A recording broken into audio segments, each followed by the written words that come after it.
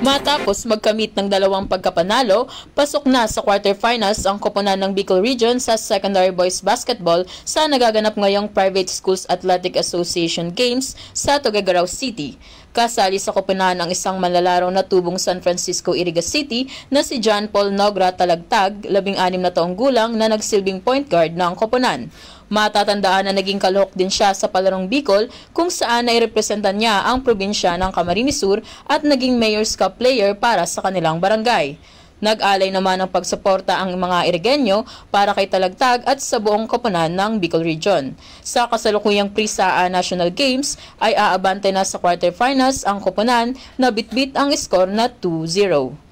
Para sa 96.7 Rinconada News FM, ito si Janine Ortiz, nagbabalita ng tapat, naglilingkod ng sapat.